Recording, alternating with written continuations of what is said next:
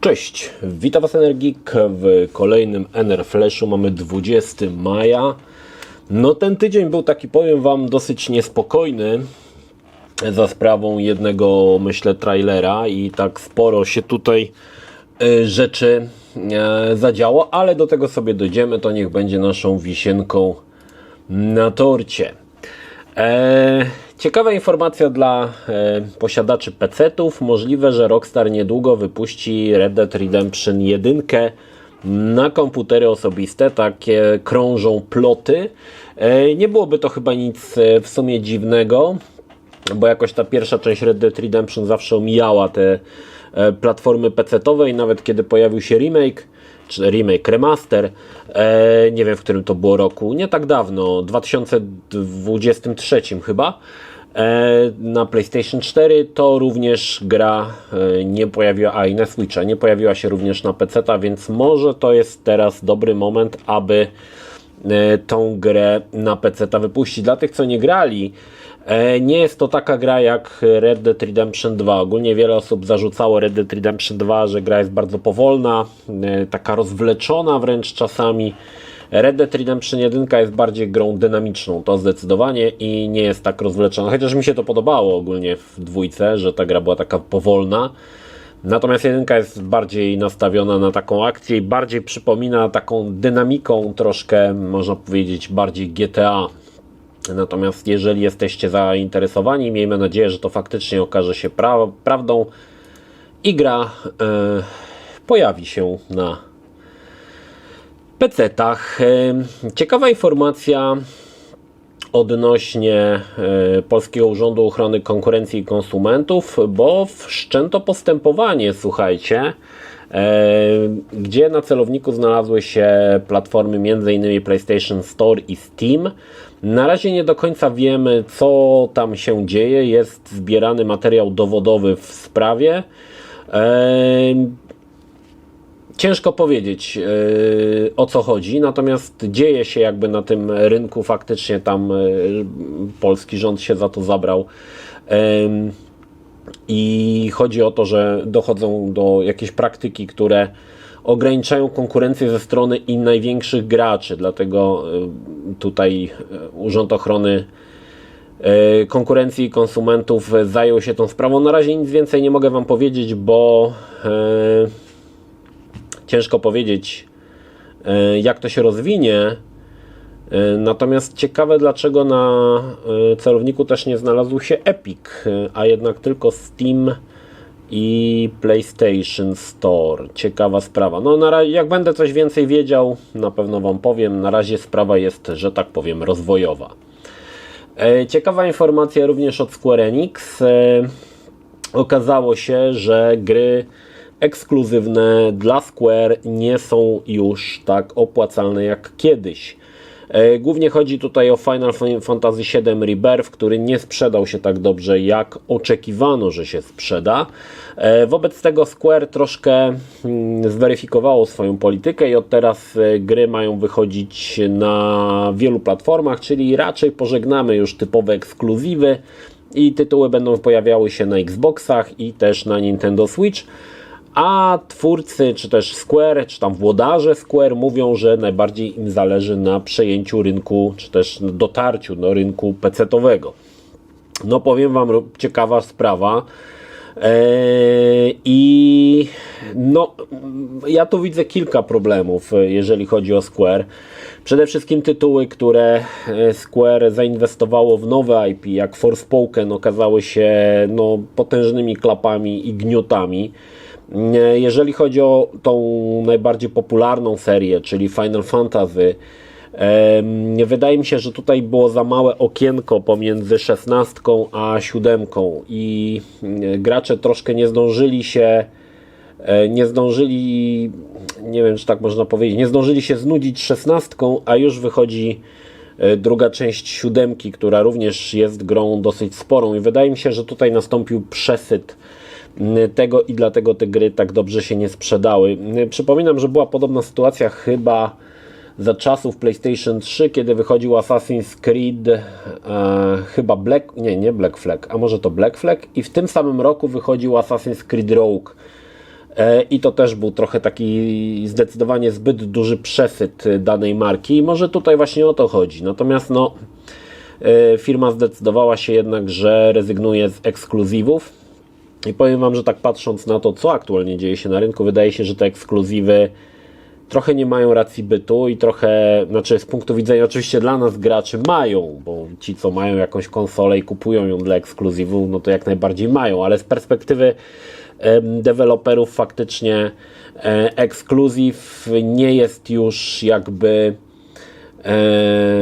przestaje być kartą przetargową w wyborze konsoli, że jednak nawet jeżeli gra pojawia się na daną konsolę, to nie sprzedaje się ona aż w tylu egzemplarzach, żeby zadowolić deweloperów, a jest tutaj ku temu też inny powód, no gry z roku na rok są coraz droższe, może nawet nie z roku na rok, tylko z generacji na generację są coraz droższe, coraz bardziej rozbudowane, chcemy coraz ładniejszej oprawy, a to wszystko kosztuje pieniądz, no a faktycznie next geny, czy tam nowe generacje konsol mają zawsze ten problem, że no mija kilka lat, zanim ilość posiadaczy nowej konsoli będzie na tyle duża, że ta gra zacznie na siebie odpowiednio zarabiać, żeby zaspokoić tam włodarzy, czy Square, czy jakiejś innej firmy. Także żegnamy się, słuchajcie, wydaje mi się, z ekskluzywami na konsolę od Square. Ciekawy jestem, jak zareaguje teraz Square w przypadku Final Fantasy VII Rebirth. Czy pojawi się on również na PC-tach? Nie sądzę, no chociaż może i na Switchu by się pojawił, może na tym nowym Switchu dwójce. Natomiast zobaczymy, czy to gdzieś tam się faktycznie przeniesie, że te starsze gry, znaczy które już wyszły, również pojawią się wersje na PC-ta. No i słuchajcie, dochodzimy do naszej rodzyneczki. Przedstawię Wam jeszcze tutaj tło, że w międzyczasie, przed pojawieniem się pierwszego trailera Assassin's Creed Shadows, który będzie się działo w Japonii, PlayStation wypuściło Ghost of Tsushima Director's Cut na PC-ty i ogólnie gra, no trzeba przyznać, że dobrze się przyjęła. Dużo graczy sięgnęło po ten tytuł, chociaż tak naprawdę no ten Director's Cut, znaczy on tam się troszkę różni, ale jak grałeś z zwykłego Ghost of Tsushima, to faktycznie posiadanie Director's Cut trochę mija się z celem, ale przede wszystkim gracze chętnie sięgnęli po Ghost of Tsushima, bo jest to naprawdę dobra gra o samurajach. I to mamy jakby takie tło, takie preludium. Kilka dni później Ubisoft wypuścił pierwszy trailer nadchodzącego Assassin's Creed'a dziejącego się w czasach samurajskich o podtytule Shadows. No i w tym momencie szambo wylało. Powiem Wam tak, na dzień dzisiejszy, żeby nie być gołosłownym, konkretne statystyki na ten moment, o którym mówię, trailer ma 262 000 pozytywnych ocen i 577 ocen pozytywnych. To więcej niż połowa tak naprawdę. Nie wiem, czy to czasami nie jest 2/3 ocen całej trailera są negatywne. I chciałbym się tutaj odnieść do kilku rzucanych zarzutów, bo no, jest tu ciekawa sprawa ogólnie z tym Assassin's Creedem. To, że będzie czarnoskóry samuraj, te plotki krążyły już od dawna. Ja już opowiadałem o tym wielokrotnie. Ktoś mi zwrócił uwagę, że faktycznie Yasuke, czarnoskóry samuraj, jest postacią historyczną i nie wiem, czy ona jest dobrze udokumentowana, bo tam jak patrzyłem, taki niewielki research robiłem, to ona raczej się nie pojawia na zbyt wielu, chyba przynajmniej nie jest to potwierdzone, że jest to on na tych zdjęciach, czy tam rysunkach z tamtych czasów, nie zdjęciach, zdjęciach, w filmach wideo, na rysunkach z tamtych czasów. Natomiast bardzo ciekawie wypadł research podczas czytania komentarzy. I nie mówię tutaj o takim prostym hejcie, bo jest tu bardzo dużo komentarzy, które są bardzo trafne i są w pewien sposób no, pokazują, że tak naprawdę to, o czym się teraz mówi, rasizm, zawłaszczenie kulturowe, to Ubisoft robi to doskonale. Jest doskonałym rasistą i doskonale zawłaszcza kulturę Japonii. I jasne jest, będą dwie strony. Jedni się zgodzą, drudzy powiedzą, że nie. Natomiast ja powiem wam, że na pewno w Assassin's Creed'a zagram Shadows, bo jestem wielkim fanem marki. Wiele osób zarzuca mi, że zbyt delikatnie recenzuję gry z serii Assassin's Creed, na przykład ostatniego Mirage, ale jestem naprawdę nadal fanem tej serii, nadal lubię tą markę i to się chyba nie zmieni. I to, czy będę grał czarnoskórym samurajem, nie będzie miało dla mnie zbytniego znaczenia. Natomiast chciałbym tutaj też pokazać wam pewne, wydaje mi się, spojrzenie na całą sytuację, które w mojej opinii jest bardzo trafne. Przede wszystkim pierwszy komentarz, jaki nam się rzuca, najpopularniejszy komentarz pod trailerem, który jest trafny. Ktoś napisał: najbardziej heroiczną rzeczą w całym tym trailerze jest to, że pozostawili otwarte komentarze, czyli każdy może się wypowiedzieć i może pisać co chce. I powiem tak, nie wiem czy akurat, czekajcie, nie wiem gdzie mam komórkę, bo widzę, że nie wszystkie te komentarze albo już znikły, albo faktycznie zostały usunięte przez Ubisoft, natomiast jest kilka tutaj ciekawych według mnie spostrzeżeń. Kolejny komentarz jest taki: działamy w ukryciu, czy też działamy w cieniu, powiedział jedyny czarny człowiek w Japonii, mierzący 180 cm w ceremonialnej tej zbroi, tak? Jest to faktycznie prawda. Assassin's Creed zawsze był serią, która stawiała na ukrywanie się przed działanie po cichu, tak? Natomiast wybranie czarnoskórego samuraja, który faktycznie w tamtym czasie był jedynym w Japonii, no jest dosyć dziwne, tak? Dobrym tutaj też przykładem jest jeden z komentarzy, w którym porównywano poszczególne części Assassin's Creed'a, tak? I na przykład, nie wiem, 2 działa się we Włoszech, więc bohater był Włochem, bo to najbardziej oddawało cały klimat i zrozumienie całego świata przedstawionego, tak? Z oczu faktycznie Włocha. W trzeciej części Assassin's Creed, która działa się w Ameryce, główna postać była rdzennym Amerykanem. Również było to jakby rdzennym, no tak, rdzennym Amerykanem, tak? W Assassin's Creed Syndicate która działa się w Wielkiej Brytanii, no główni bohaterowie, to rodzeństwo Frajów, było również Brytyjczykami. W Assassin's Creed Unity, które działo się we Francji podczas rewolucji francuskiej, no główny bohater, nie da się ukryć, był Francuzem, tak? I tak można zmienić, bo w Assassin's Creed Origins i w Assassin's Creed Odyssey też główna postać była nacji w tej, takiej, jakiej działa się gra. I teraz mamy Assassin's Creed Shadows. Ja rozumiem, że sama historia tego czarnoskórego samuraja może jest w pewien sposób, nie wiem czy ona jest ciekawa, nie wiem czy ona jest tak bogata, jakby można było powiedzieć, natomiast bardzo często w komentarzach tych przychylnych wyborowi postaci pojawia się wątek, że nawet Netflix zrobił o tym serial.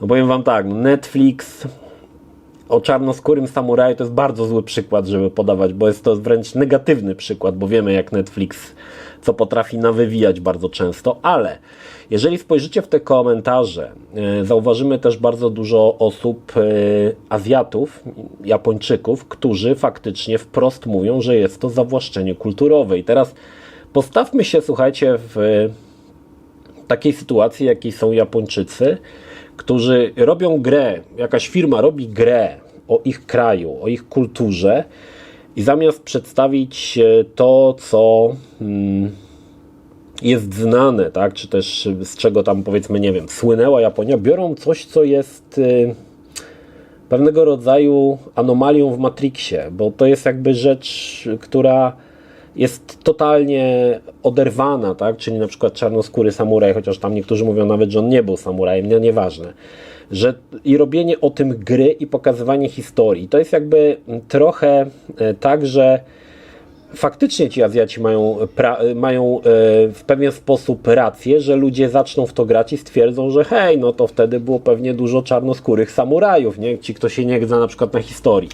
W każdym razie Azjaci są bardzo tutaj powiedzmy Japończycy, wydaje mi się, że to są Japończycy, bo nie wiem w jakim to jest języku napisane, ale w tych komentarzach jest bardzo dużo japońskich komentarzy napisanych prawdopodobnie przez Japończyków, którzy faktycznie wręcz mówią, dlaczego nienawidzicie Azjatów i naszej kultury. I ten zarzut, powiem wam, jest w mojej opinii słuszny, tak? Bo jeżeli ktoś by robił Assassin's Creed'a, który dzieje się w czasach Jagiełły i walczymy z krzyżakami, co tak naprawdę by pasowało, tak, że to krzyżacy mogliby być, znaczy oni potem się jakby chyba przekształcili w templariuszy, to ja też nie do końca tutaj tą historię krzyżaków znam, ale wyobraźcie sobie, i mamy husarię atakującą i nagle my musimy grać czarnoskórym na przykład rycerzem, bo gdzieś tam, w jakimś tam książce, gdzieś tam znalezionej powiedziano, że jedno zdanie było, że jeden z wojowników był czarny. I nagle na tym opieramy całą historię. No myślę, że Polacy mieliby powody do tego, żeby porządnie się wkurzyć, bo to było zakłamywanie historii, tak? Już się wkurzamy, tak? Że na przykład niektórzy mówią, że za mało czarnoskórych postaci w jakichś tam grach, nie wiem, w Wiedźminie na przykład, tak? I to jest właśnie problem, który wydaje mi się Ubisoft sam sobie trochę stworzył, bo jego chęć bycia poprawnym politycznie tak naprawdę działa odwrotnie. Tak naprawdę okazuje się, że oni są rasistami i oni jakby kultywują zawłaszczenie kulturowe przez to, że pokazują historię, nawet nie mogę powiedzieć, że z oczu pewnej niszy, bo to nawet nie jest nisza, tak jak mówię, to jest anomalia i w mojej opinii takie rzeczy nie powinny mieć miejsca. Natomiast wiecie, to jest też ciekawa rzecz, bo dzisiaj gdzieś mi na Facebooku, niestety ta informacja, wiecie jak to jest na Facebooku, oglądasz i za chwilę już to znika i nie ma. W każdym razie mignęła mi informacja, że Ubisoft stwierdził, że że preordery Assassin's Creed Shadows sprzedają się wspaniale. Tylko to jest właśnie potęga i piękno niedopowiedzeń. Sprzedaje się wspaniale względem czego? Najlepiej sprzedającej się gry, czyli sprzedaje się lepiej niż najlepszy Assassin. Nie wiem, który był najlepszym Assassinem, bo to trzeba by było sobie zerknąć. Nie wiem, czekajcie, zaraz sobie zerkniemy, który tam z tych Assassinów sprzedawał się najlepiej. To będzie ciężko to określić, bo będzie tyle wersji, ale spróbujemy jakoś sobie z tym poradzić. Wpiszmy Assassin's Creed po prostu. Oczywiście te dane są pewnie dosyć mocno niedokładne, ponieważ one się skupiają tylko na edycjach fizycznych, ale zobaczmy. Według tutaj tych statystyk najlepiej sprzedawał się Assassin's Creed Black Flag, 15 milionów kopii, więc sprzedaje się lepiej niż Black Flag, czy sprzedaje się lepiej niż najgorzej sprzedający się Assassin's Creed, który chyba w tym momencie był tym Mirażem, tak? Tam nie mam tu akurat informacji, ale chyba Miraż się dosyć kiepsko sprzedawał. Więc to jest trochę tak, że punkt widzenia zależy od punktu siedzenia i tak jak mówię, to jest potęga niedopowiedzeń, że sprzedaje się wspaniale, ale jaka jest skala porównawcza? Względem czego się sprzedaje wspaniale? Względem najlepszej serii, najlepszej części serii, czy raczej względem tej najgorzej sprzedającej się serii, nie? Także to jest też tutaj taka gra słów, wydaje mi się, żeby wiadomo, tam mają, wiecie, tam mają PR-owców, którzy potrafią tak zmodyfikować rzeczywistość, że nawet nam się jeszcze nie śniło. Niemniej, słuchajcie, ja powiem wam tak, nie mam jakby jakiegoś negatywnego podejścia do Assassin's Creed Shadows i to, że będzie czarnoskóry samuraj. Nie mam, ale faktycznie wolałbym, żeby grać faktycznie Azjatą.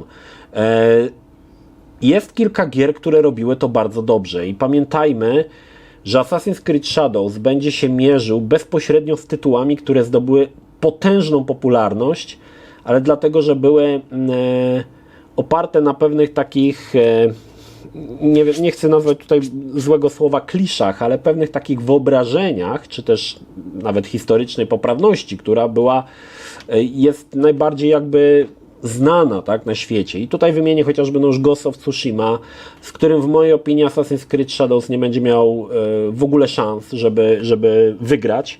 Mamy Like a Dragon Ishin, czyli tą podserię Yakuzy, która również świetnie opowiadała historię samurajską. No i mamy Ronina, który, no powiedzmy sobie szczerze, nie zdobył jakiejś turbo popularności. Znaczy, gracze ogólnie się podzielili. Ja uważam, że jest to bardzo fajna gra i fajnie oddaje klimat feudalnej Japonii i uważam, że wyszła ona naprawdę dobrze i z tymi tytułami Ubisoft będzie musiał się zmierzyć, że będą one porównywane i tak naprawdę ta gra już przegrywa na samym początku od pokazu głównego bohatera, tak? Nie wiem, zawsze ceniłem, słuchajcie, wiem, że długo jest o tym Ubisoftie, ale chcę Wam tutaj przedstawić moje pewne spojrzenie. Zawsze ceniłem Ubisoft, że potrafił stworzyć fikcyjną postać i wokół niej stworzyć postacie historyczne i wpleść to w historię. Jasne, nie zawsze było idealnie. Czasami te daty nie do końca się zgadzały, ale też ja to łykałem, tak, że wiecie, że na przykład spotykałeś w drugiej części chyba, czy w trzeciej Kopernika, znaczy w drugiej części Assassin's Creed, ale nie wiem, czy w dwójce, czy to było w Brotherhoodzie, że spotykałeś na przykład Mikołaja Kopernika, tak? Te wszystkie postacie były włączone w to wszystko, że to wszystko ze sobą grało. I jasne, ktoś powie, ale Yasuke to też postać historyczna. Tak, zgadza się, tylko czy jej historia jest na tyle bogata, żeby oprzeć na tym grę, czy głównie będzie tutaj jakby wydumane jakieś cuda, które Ubisoft stworzy, po to, aby jakoś ta postać była, powiedzmy, stała się jakoś tam bardziej adekwatna, no nie wiem, nie potrafię, już się sam zamotałem w tym wszystkim. No wchodzi mi o to, że pomimo, że ta postać jest historyczna, to jest nisza. To jest taka nisza, że nikt nie kojarzy samurajskiej Japonii z czarnoskórym wojownikiem. I owszem, to była pewnie ciekawostka, ale oprzeć całą grę na ciekawostce, której tak naprawdę mało ludzi zna i wiele osób po prostu nawet nie wie, że Yosuke jest historyczną postacią i w tych komentarzach faktycznie to widać, no jest złym pomysłem. I to stwierdzenie, że gracze sprzedają się lepiej, że gra się sprzedaje świetnie, no słuchajcie, oceny tego trailera o tym nie mówią. A pokazują, że faktycznie większość graczy jest niestety na nie. I teraz w ogóle ciekawostka, czy lepiej robić grę dla tej garstki, 1/3 powiedzmy tych tutaj graczy, którzy ocenili, którzy stwierdzili, że jest spoko, czy lepiej robić grę dla większości. Według Ubisoftu lepiej robić gry dla mniejszości niż dla większości, bo to nie wiem, czy to nie wiem jaki jest cel tego, tak? Sobie nie potrafię tego przełożyć za bardzo. Niestety Ubisoft ostatnimi czasy zalicza wtopę za wtopą.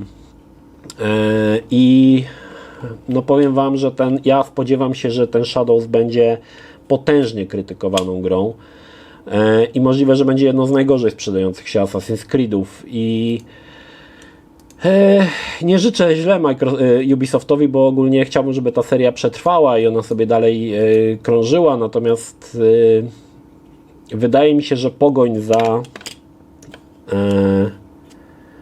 ugłaskaniem mniejszości etnicznych jest tutaj złym pomysłem i no tak jak mówię, Ubisoft już tak się bardzo zapędził w tym wszystkim, że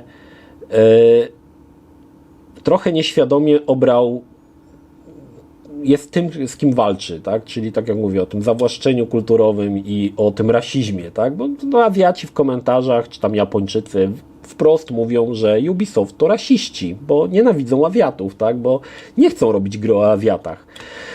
Chcą robić o kimś, no tak jak mówię, to jest taka adekwatna historia, jakby to miało być nasz słowiański Assassin's Creed. To by po prostu no nie działało, tak? I gracze z Japonii, czy w ogóle Azjaci mają prawo czuć się naprawdę upokorzeni wręcz tym, co Ubisoft próbuje nam tutaj sprzedać. Dobra, to był długi, czekam na Wasze komentarze, chętnie poznam, nie tylko z perspektywy osób, którym się to nie podoba, ale też z perspektywy osób, które uważają, że jest to słuszne. Chciałbym usłyszeć Wasze argumenty, bo to rodzi nam dyskusję, może w kolejnym Enerflashu postaram się o tym troszkę opowiedzieć.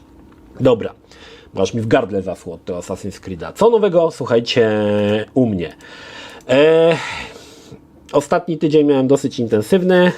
Ci tam śledzą na Facebooku, to widzieli, że tam coś się działo, ale postaram się Wam na streamie to opowiedzieć. Mam kilka fajnych gier na streamie, na których chciałbym, żebyśmy sobie w nie pograli. Są to głównie gry na Amigę CD32, ale mam też jeden hicior na Philipsa CDI i bardzo bym chciał w tym tygodniu tego streama zrobić. Dobra. Jaki jest plan na ten tydzień? Już Wam mówię. Jutro schodzi embargo na Hellblade'a 2. Niestety embargo schodzi dokładnie w dniu, w którym jest premiera i ma to niestety swój cel. Na razie nie mogę powiedzieć jaki, ale większość z Was może się domyślać. Niemniej jutro recenzja Hellblade'a na pewno wleci. Jeżeli chodzi o środę, to planuję zrobić jakieś pogadajmy, coś co nie zajmuje zbyt dużo czasu. No i oczywiście zostaje nam sobota i powiem Wam tak, nie wiem czy w sobotę pojawi się film, czy nie pojawi się dopiero w niedzielę, bo mam do zrobienia recenzję drukarki. Oszalałem na punkcie tego. Jest fantastyczna ta drukarka, to jest to Creality K1C i powiem Wam, że no jest to fenomenalna rzecz i naprawdę w mojej opinii te drukarki od samego początku powinny być tak, wyglądać i działać tak jak właśnie ta K1C. Jest niesamowita ta drukarka, ale to postaram się Wam powiedzieć o tym w recenzji, która pojawi się w niedzielę. No na sobotę nie wiem, czy coś przygotuję. Zobaczymy. Widziałem, że ostatni film o Gloomie Wam się podobał. To była dosyć taka, ja spodziewałem się, że to nie będzie się dobrze oglądało, bo to była taka niszowa rzecz, nie? Nie dość, że gra jest tak średnio znana, no to jeszcze ogólnie Amiga, no to w Polsce jeszcze Amiga, ale to jest też taka rzecz nie do końca mogę powiedzieć popularna, ale widzę, że opłacało się posiedzieć nad tym i widzę, że Wam się to spodobało, jest masa ocen pozytywnych, ale nie powiedziałem ostatniego słowa, jeżeli chodzi o Amigę. Będzie pojawiało się więcej takich rzeczy bardziej niszowych, czy to właśnie w formie recenzji po latach, czy w formie retrostory. Jak wybieram w ogóle te gry, czy chcę zrobić recenzję po latach, czy retrostory? Widzicie, problem jest zawsze taki, że te stare gry, tak jak na przykład Gloom, nie ma materiałów, z których mógłbym coś wyciągnąć. Gloom to jest w ogóle trochę takie było czytanie pomiędzy wierszami i wyciąganie informacji dosłownie z kilku skleconych zdań, bo tak naprawdę jeżeli spojrzycie, jak będziecie próbować znaleźć, jak powstawał Gloom, to nie znajdziecie wiele informacji o tym, żeby nie powiedzieć, nie znajdziecie nic. Więc to jest czytanie jakichś starych czasopism, bazowanie na jakichś tam starych artykułach i to jest w pewien sposób przyjemne, tak? Natomiast no, są gry, o których nie znajdziemy informacji. Niestety, są takie gry, o których dzisiaj tych informacji już nie znajdziemy prawie w ogóle. No i wtedy robię recenzje po latach i te recenzje po latach właśnie będę robił takie właśnie też gier retro. Także tak to mniej więcej wygląda. Wiem, że lubicie te recenzje po latach i retrostory, także ja bardzo chętnie będę dla Was je szykował, bo dla mnie ten sam research to jest niesamowita przygoda i wgłębianie się w te wszystkie aspekty i techniczne i to jest naprawdę, mnie to strasznie jara. W każdym razie, no coś tam na sobotę postaram się jeszcze sklejcić, nie wiem jeszcze co, ale już ten tydzień jest z górki, także już najgorsze. No, najbardziej intensywne dni minęły i teraz będę mógł się zająć innymi rzeczami i bardzo chętnie będę dla Was te materiały przygotowywał. Dobra, słuchajcie, to wszystko, 28 minut, nagadałem się o tym Assassin's Creedzie, ale bardzo chciałem Wam przekazać moje takie punkt widzenia. Niekoniecznie on jest prawidłowy, bo nie ma prawidłowego punktu widzenia, bo ile osób, tyle opinii, natomiast chciałem Wam pokazać, jak ja to widzę i to, że chętnie zagram w Assassin's Creed'a, pomimo, że mam dosyć spore opory względem tego, co Ubisoft stara się nam sprzedać, ale no jakby jestem osobą w pewien sposób też otwartą i wierzę w to, że to się uda. Tak samo jak wierzyłem w Assassin's Creed Mirage i się nie zawiodłem. Aczkolwiek wielu graczy uważa, że to jedna z najsłabszych odsłon serii. No, Także dajcie znać, co wy myślicie, tylko proszę was szanujmy się w komentarzach, tak? Nie wyzywajmy się. Zawsze jakaś taka dyskusja bardziej argumentowa na argument jest ciekawsza niż bezsensowne wyzywanie się. No dobra, to tyle. Pozdrawiam was, Energik. Trzymajcie się. Do następnego. Cześć. Jeśli film Ci się podobał, zachęcam do subskrypcji lub wsparcia mojego kanału na portalu patronite.pl. Film o podobnej tematyce znajdziesz tutaj, natomiast z drugiej strony znajdziesz film wygenerowany przez platformę YouTube. Zachęcam również do odwiedzenia moich social mediów, grupy Energikowcy na Facebooku oraz serwera Discord. Link jak zwykle w opisie.